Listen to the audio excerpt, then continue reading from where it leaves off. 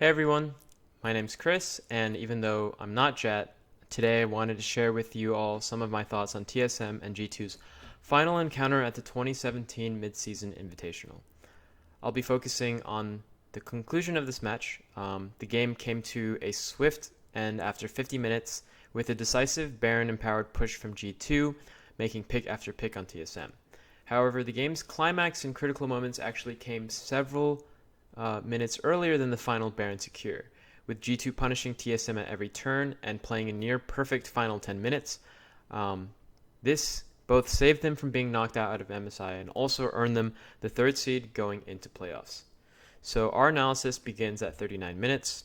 TSM has just secured the second Baron of the game and are looking to reset.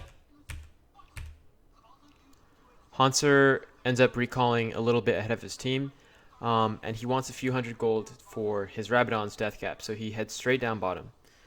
This is TSM's first mistake and misread of the situation.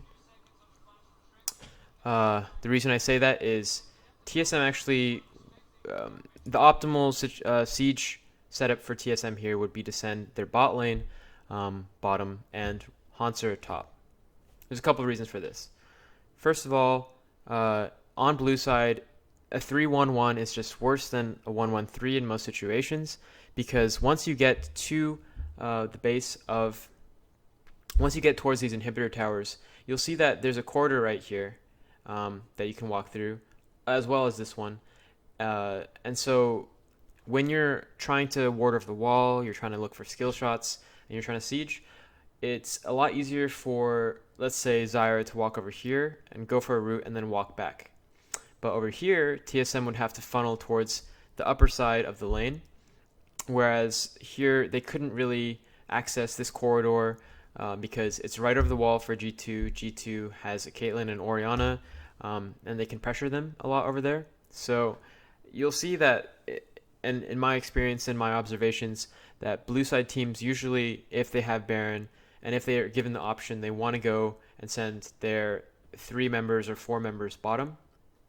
On top of that, it's not like Elder Dragon or anything is up on the top side, or Baron buff. So G2's vision is still concentrated, and you can still see, and TSM should know this, there's still remnants from when they were doing the Baron dance. And so TSM's going to have to clear all of that out for themselves. And on top of that, if you just look at the towers that are still standing, G2 has a tier 2 up here, which you'd think like, all right, let's send our bottom lane to take that because it's easier for them.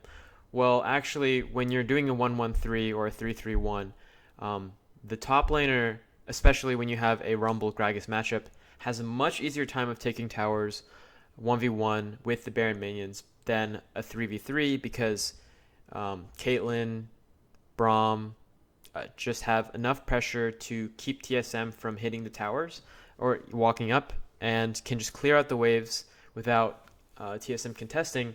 And so it's just you want your Rumble to be up here taking this tower. And finally, I know it seems like there's a bunch of points and it's drawn out, but it really, really would have been better for TSM to send their bot lane bot to siege, because you have 20 or so minions that are over here from the red side, so TSM can build up 3 or 4 waves of minions and end up having all of them be Baron empowered and crash at the same time as Hanser would crash his minions on the top side, which it's about even here, but he could just make sure that they don't arrive too soon at the tower. And so with all those things in mind, TSM would get a bigger wave in the bot side, would have more time to travel all the way to the inhibitor tower instead of crashing earlier at the tier 2 top. And it's just better sieging situation. On top of that, you also have the fact that Turtle and Bio aren't level capped, so they can get levels and experience from the minions bottom. They can secure red, which is coming up in like a couple seconds, and every little bit of damage helps to siege on the tower. And even though, so you might be wondering, all right, if all of these things are true, then why would Hanser want to go bottom, and why would TSM send him bottom? There still is the rationale that Hanser wants his death cap. He needs like 300-400 gold, and He also might be afraid of getting collapsed on or ganked in the top lane because obviously G2 has more pressure there. They have more vision. And so Hanser wouldn't be able to clear all of that out by himself. But neither of those things are really enough to outweigh all the benefits of sending the bottom lane to the bottom lane, because Hanser, he can still recall at this point. He's already picked up pretty much enough money for Rabadon's. He recalls after like 1 or 2 more minions. And as long as he doesn't push up before his entire team does, G2 will have to show, because TSM's going to have the minions pushed up to the mid and bottom towers. And G2 doesn't have any global ultimates like a Talia or a Shen or a Tahm Kench or a Ryze to actually rotate. So they can't make a pick on Rumble and still defend their base without them losing a bunch. They also don't have people... Yeah, Orianna and Caitlyn can't really chase that effectively. So Rumble would have to get run down by like Nunu Gragas, which isn't that much damage. So because of all these things, TSM doesn't actually end up... Yeah, they end up sending Rumble bottom. As soon as G2 saw Rumble pushing bottom, right after Baron was taken and Rumble showed at like 39 and 10 seconds, G2 sends their bottom lane top side, and they clear out 2 full waves of Baron-empowered minions from TSM. And so TSM's already used up a minute and a half, almost half of their Baron, just getting this tier 2. And G2 is just giving it to them because that's the smart decision. They managed to keep it alive for a good amount of time, and now they're retreating to just their base because now they don't need to worry about any sort of vision that TSM can get. They don't need to worry about getting flanked or getting picked. And it's really, really easy to just rotate the Caitlyn in between these 2 inhibitor towers. TSM did do one thing that was good. At 40 minutes and 10 seconds, Hanser stopped pushing because the Baron-empowered minions would push too fast. Instead, he went to set up some vision for himself and wait for the minion wave to sack. But it ends up not being enough because Orianna just clears it out. So now, here, TSM, you can argue that TSM has made some bad decisions in the last 2 minutes. They didn't pull the trigger, but that was because of the way that they set up, not necessarily because they didn't like just toss out a Varus ult. They wouldn't have really gotten anything out of that, and it would have just been like a bad play to make. So here, yeah, TSM's not being indecisive. They just don't actually have any options. G2's composition is just perfect for stalling out in this scenario.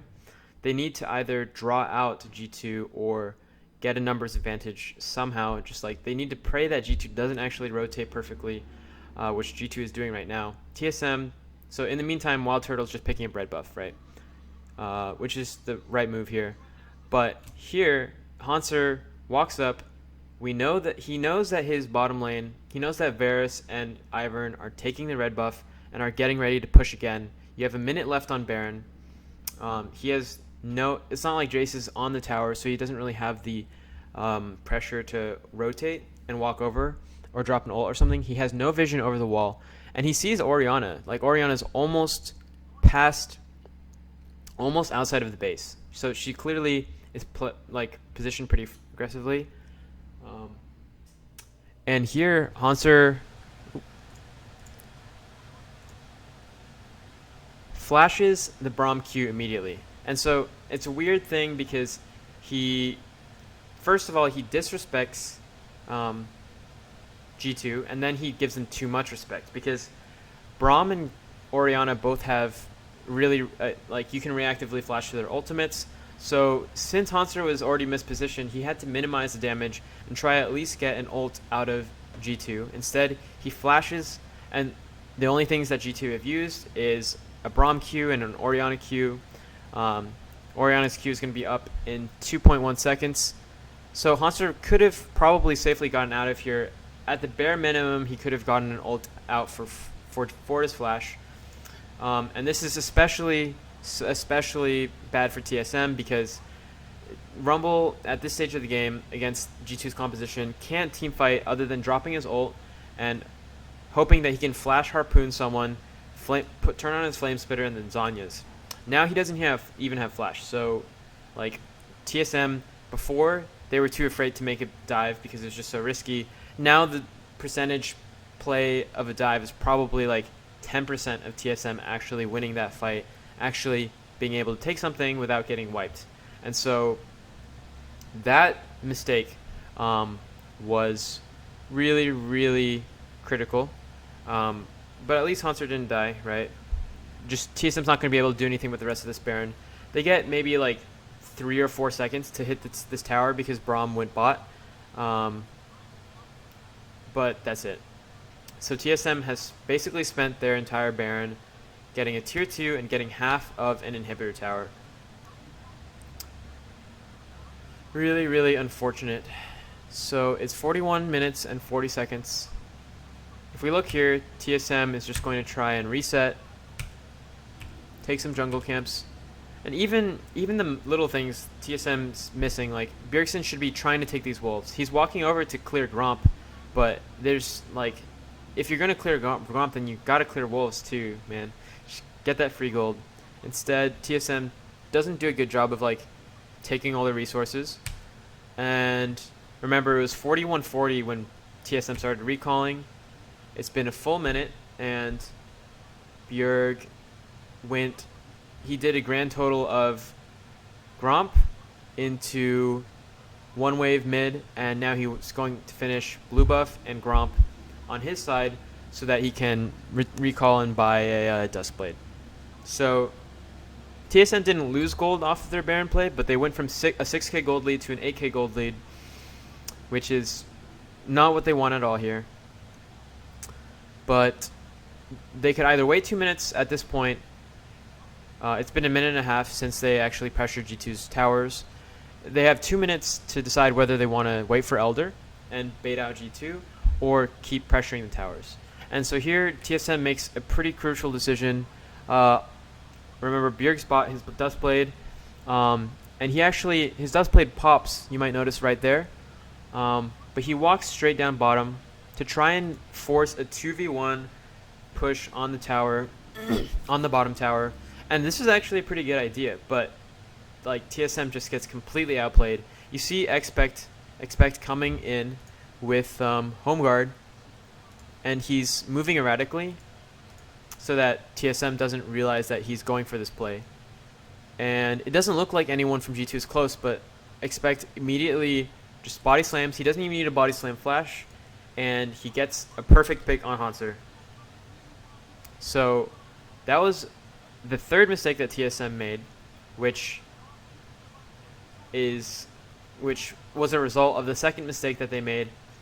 But you have to give props to Expect. Like, he G2 read what TSM was about to do, and they made that pick.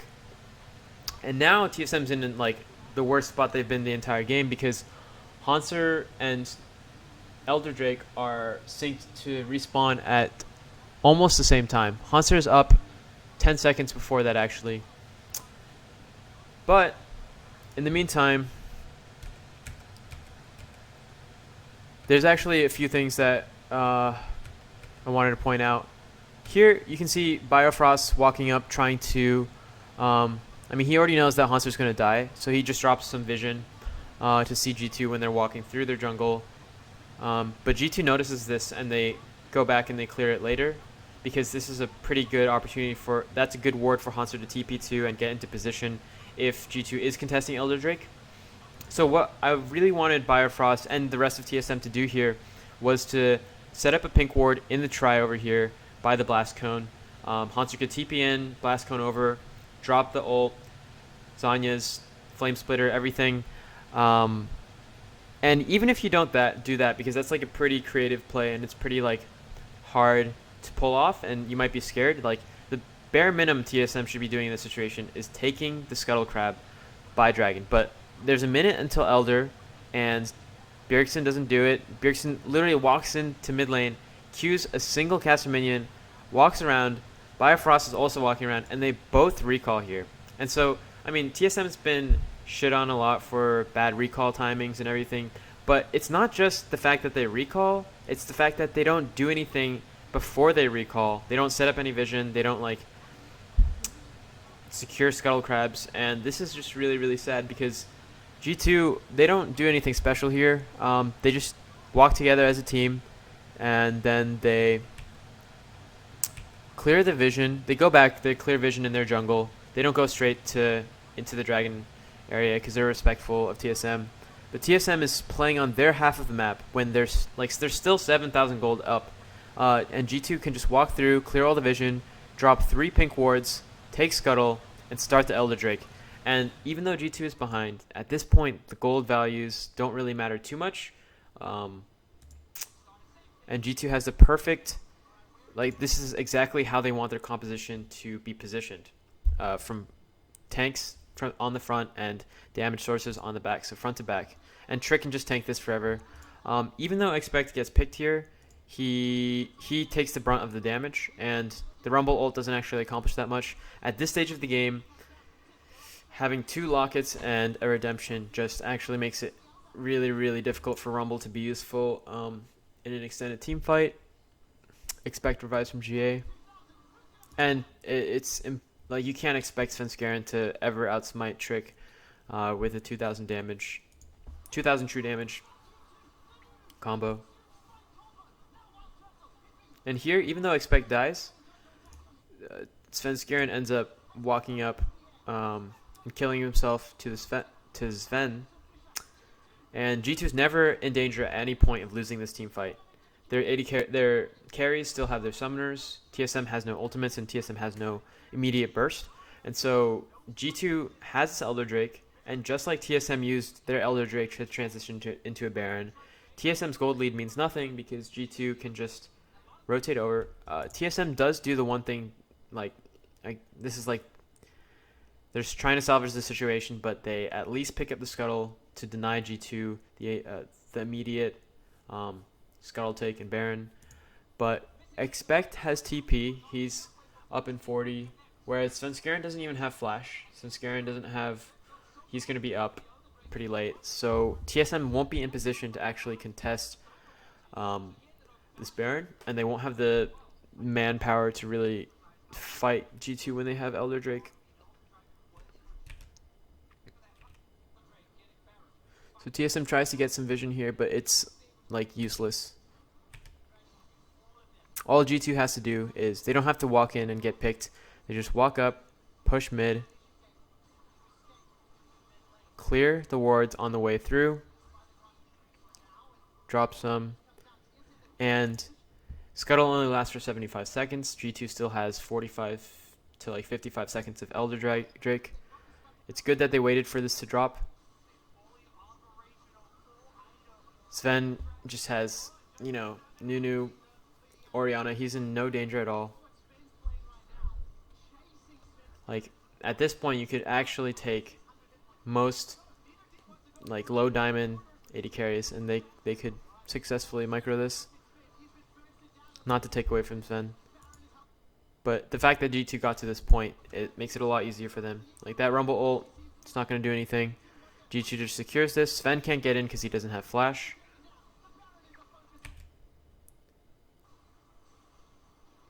And here, TSM tries to, again, cut their losses, shove mid, but this doesn't accomplish anything, right? And especially because TSM is trying to posture around Turtle, posture behind him, trying to protect him, but they're not accomplishing anything, and they realize that, they back off.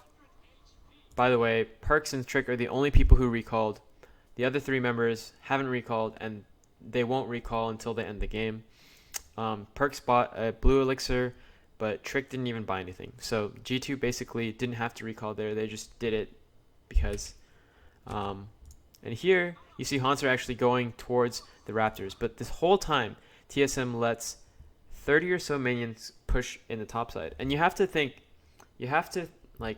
understand that TSM's probably thinking, G2 is just going to do what we did. They're just going to send Gragas bottom lane. They're going to try and, 4-1 split or something and end the game like that. We have some time. We're just going to try and get our items and win a team fight. But I'm 95% sure, I don't have the comms, but 95% sure that Expect makes this call, says, wow, look at this wave. I can just TP to it, and we can try and make something happen in the top side because no one has cleared it. And TSM is slow on the recall. They can't do anything about this turret. Hanser is looking to go to the bot lane, immediately walks top. And G2 just has really, really good positioning here. And TSM probably knows that Expect doesn't have flash, which is why Svenskeren is not that afraid, but he should be afraid because Expect does the perfect combo. He body slams, and then he channels his ult while he's in his body slam. Hits Svenskeren. Sven doesn't have flash. Expect doesn't have a body slam flash, and he isn't able to actually knock him all the way back, but he keeps Sven in place just long enough for Sven to just run him down and kill him.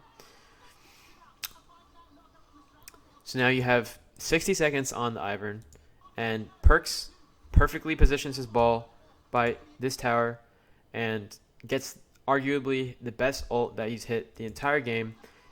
TSM's backline isn't in danger of dying, but they just have to back off and drop this turret. Hanser and Bjergsen can't do anything about it.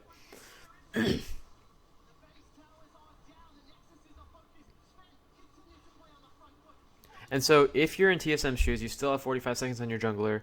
The only thing you want to do at this point is clear these minions as best as you can.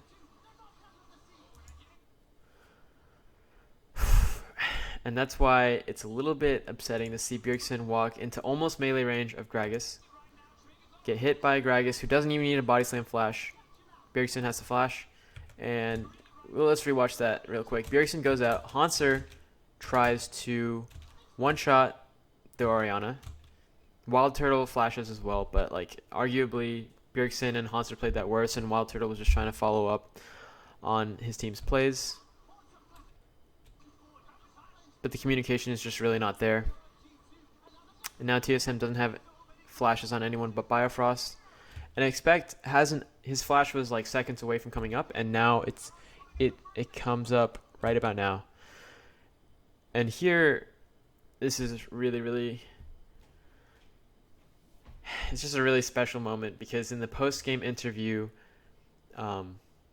Perks was asked why G2 took this risky play, because it's like a risky end. Shox asked if he was worried that it would end up the same way that G2's last game against TSM went, but Expect was actually calling out that he had flash up and that his ult was coming up just now. He just used it on Svenskeren, but it's coming up right about now, and that trust in him and he can make the play, and he can make the pick, the game-winning play. And right here you can just watch Expect, track his movements. Sven is doing his job, just clearing the minions, but Expect is the real carry of this game because he doesn't make it obvious. He doesn't flash too early, doesn't flash too late. Just immediately gets on Bjergsen, gets the pick, and that's the game for G2. And as a TSM fan, this game was super sad, super rough, but I have a lot of respect for how G2 played the last 10 minutes. I thought it was almost perfect. Obviously, TSM made so many mistakes that allowed G2 to really capitalize on those mistakes, but I'm really happy for Expect as well, who has shown to be a stand-up guy. He's had a great career so far, and I really like him as a player, and I thought he was the standout player of this game, not just because of the last 10 minutes, but also because of a lot of the plays that he made in the first 30, which I could go into some other time. But this video is a little bit longer than I expected it to be. Thank you if you watched the whole thing. Please give me some feedback, leave comments, and let me know what you'd like to see in the future, because this is my first time doing anything like this, and I really appreciate it. Subscribe, like, leave comments, and also follow me on Twitter. Thanks again. My name's Chris, and thank you for watching.